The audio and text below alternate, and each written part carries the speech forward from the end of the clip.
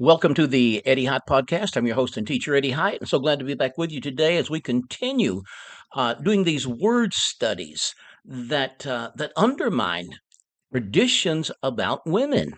And today we're going to continue with Genesis 3:16, but look at a different word in Genesis 3:16.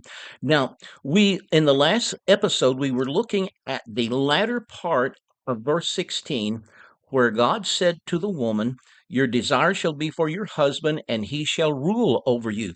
Now, remember the context of this. This is happening after the fall, after Adam and Eve have sinned and turned away from God and declared, listened to the lies of the serpent, and decided to listen to those lies and go their own way apart from God.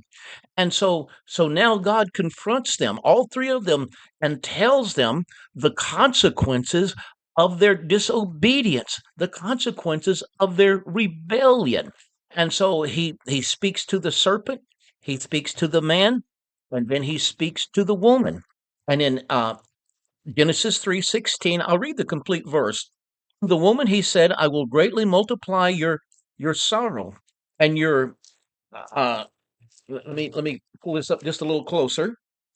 I'll greatly multiply your sorrow and your conception. In pain you shall bring forth children. Your desire shall be for your husband, and he shall rule over you." So, the first thing that we have to make clear, this is not a prescription for Christian marriage. Heavens, no. And I remember hearing a well-known pastor on the radio using this as his verse to teach about Christian marriage. My friends, no, this has nothing at all to do with Christian marriage. This is a description of the ramifications of sin. Now, we looked at this word turn. I'm sorry, I'm reading from the New King James. Both the King James and the New King James have the word desire. Your desire shall be for your husband. That's a poor translation.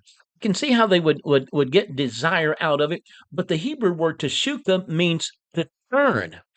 And then when we look at the Septuagint, the Greek translation of the Old Testament that was produced around 275 BC and is the one that is, for the most part, quoted by New Testament writers, it translates Peshuka with apostrophe. And the word apostrophe means to turn from something, to turn away from God. And so it is a negative turning, and we went into depth into that in our last episode. So be sure and look at last Friday's episode where we dealt with the word desire, which means to turn, and actually a negative turning away. To turn away from, and it's used that way both in the Old and New Testaments. God even it uses it of Israel turning away from him, the very same word. They said, "This woman, you're going to turn away from me, and you're going to turn towards your husband, towards the man, towards your husband, and he will rule over you." Now, I want to look at this word "rule" today. Um, the word is, if I was going to pronounce it, I would probably pronounce it the Hebrew "karusai." And it is a form of kurios, which is a word for deity, a word for God in both Old and New Testaments. The LXX, the Septuagint translators, use kurios to translate Yahweh, or some would pronounce it Jehovah. The correct translation would be Yahweh. They use it to translate Yahweh, the personal name for God in the Old Testament. That's the word that God used when Moses encountered God in the burning bush, and God was speaking to him from the burning bush and sending him to Egypt to deliver his people. And Moses said, "Well, when I go down there and they ask me what is the name of the one that spoke to you, what will I tell them?" And God used this word Yahweh, which literally is the Hebrew verb for to be, literally meaning "I am." And so, uh, and it's the most common name for God. It's the personal covenant name of God and the most common name used in the Old Testament. And the Septuagint translators use the Greek word kurios to translate that word. Wow. And so this word to the woman about what's going to happen when she turns, and the Greek word apostrophe indicates a turning away from God. She said, "Your husband will kurios, he will rule over you." And I think with the meaning of this word, it's saying that the man will play God in your life. He will take that place, and you will try to find meaning and identity in a man, and he will take advantage of that and play God in your life and rule over you. My goodness, folks, you can see this in cultures throughout the world today. You can see, do you not see this in cultures in Islam and in non-Christian cultures, and even in Christian culture? It has been, it has even been pervasive, even in Christian cultures. And so this is the first sign of hierarchy in the Bible. Um, you remember? Go back to the first episode in this series where we dealt with the word man, Genesis 1:26. That God said, "Let us make man in our image," and the Hebrew word is Adam, which means person or people or humanity. And in that whole creation narrative, the the plural pronoun is used, and God blessed them, and God said to them, "Be fruitful and multiply." And in the creation narrative, we see unity, we see harmony, we see equality. This is the first sign of hierarchy and subordination, and it comes after the fall. It comes after sin. It is an expression of the fall, of a fallen world. So this is not a verse for Christian marriage.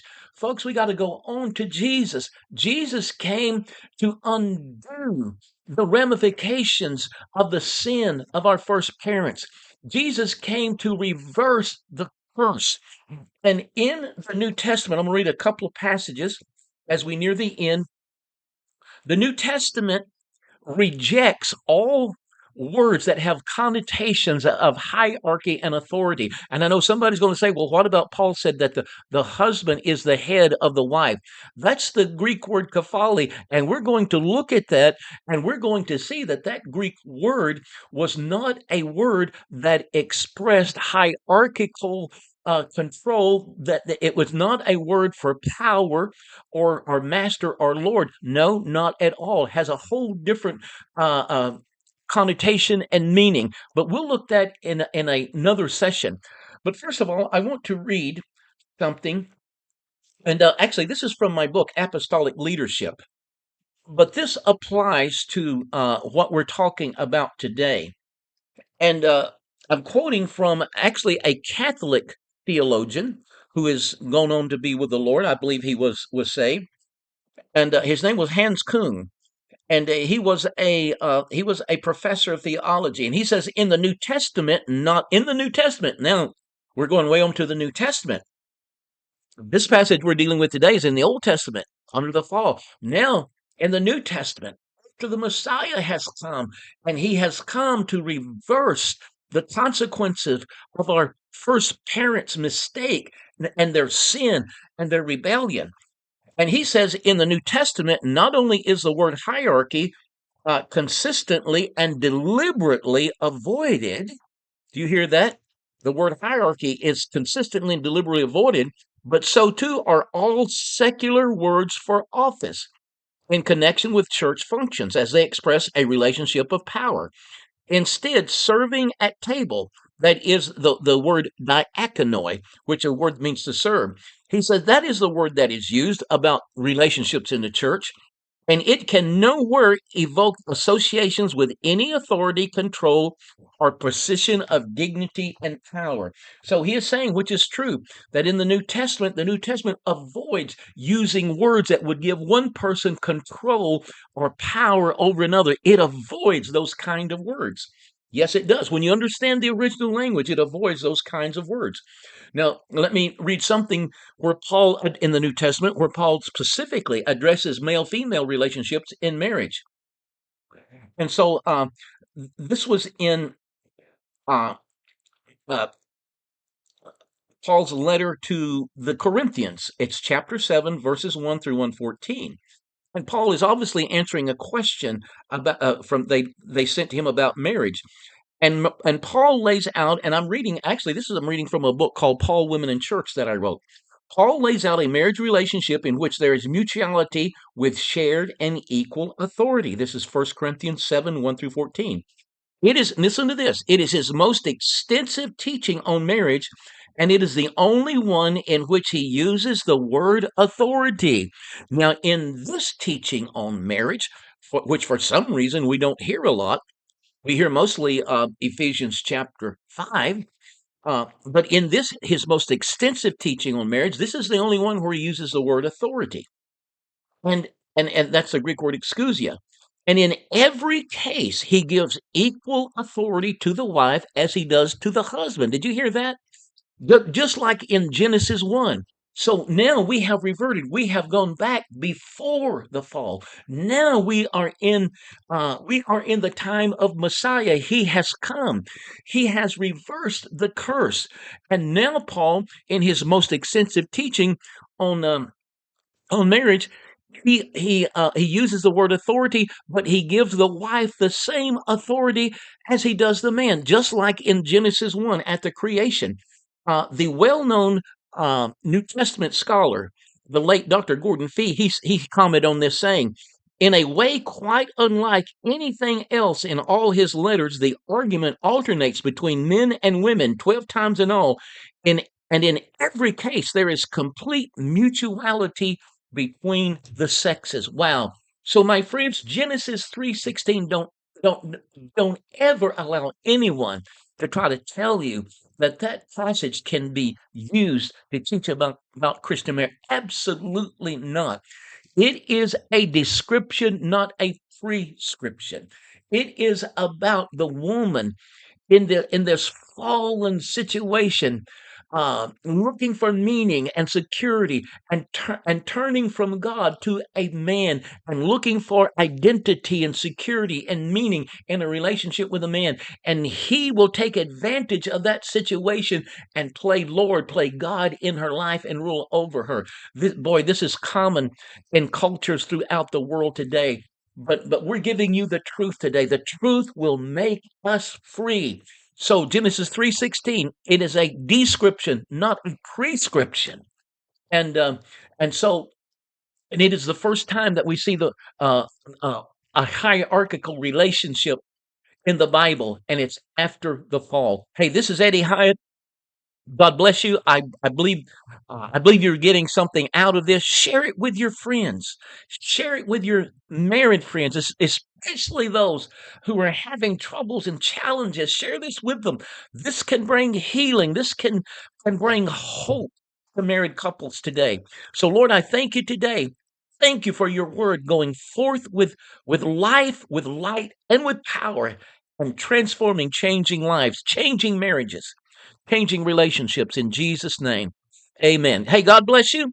Look forward to seeing you next time.